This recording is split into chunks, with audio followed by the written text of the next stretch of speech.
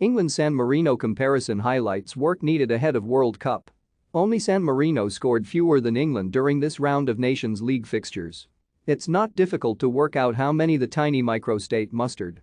The Three Lions, with all our supposed attacking riches, managed Harry Kane's solitary late penalty against the Germans, on a par with Gibraltar and Liechtenstein, and fewer than Luxembourg and the Faroe Islands. And we're contenders for the World Cup?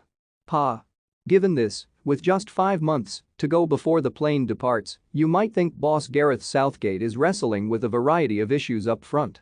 For instance, how he can look back on those matches and feel Arsenal's Bukayo Saka is a better bet than Manchester City's Jack Grealish. In my book, not even a discussion. But past performances suggest that, as long as the skipper and Raheem Sterling stay fit, England will find the net. However, if we are going to prosper in Qatar, it's not the goals for that we need to worry about. It's the goals against. History tells us that the sides that concede fewest will prosper, and Southgate's got a monstrous problem at the heart of his defense. He needs a solution. It was the same at the European Championships last year. Eventually, he came up with the idea that Declan Rice and Calvin Phillips could be used as a shield in front of a back four. Why would you do that? Well, he doesn't trust any of his centre-halves not to make the one mistake that separates the teams that are going to go deep in that competition in the Middle East from the ones who will be home to enjoy an early Yuletide. At present, he would play a flat back four, probably with John Stones and Harry Maguire as the two at the heart of his rearguard. But Stones isn't first choice for Manchester City, admittedly that bar is a high one if Pep Guardiola has a full complement to call upon. And Maguire is 1,000,000 miles away from the tyro who broke through the lines at Manchester United, he just looks lost. Now that group did England proud at the European Championships.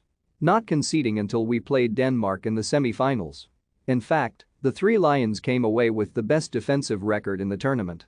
Hard to believe after last Tuesday's collapse against Hungary, which proved Mark Guehi has plenty to learn at an elite level. Right now, it's difficult to see how Southgate returns from the Middle East boasting the same record for stinginess. What does he do? Well, he could move to 3 centre-backs, using Kyle Walker, as Aston Villa boss Steven Gerrard noted before the season's end, the Manchester City man is wildly underrated. That would free him up to select the people's choice, Trent Alexander-Arnold, on the right, and not worry so much about his defensive qualities. Not that Southgate bows to popular demand, if he did, he wouldn't have thrown on Maguire for the final few minutes when England were 3 down at Molineux against Hungary.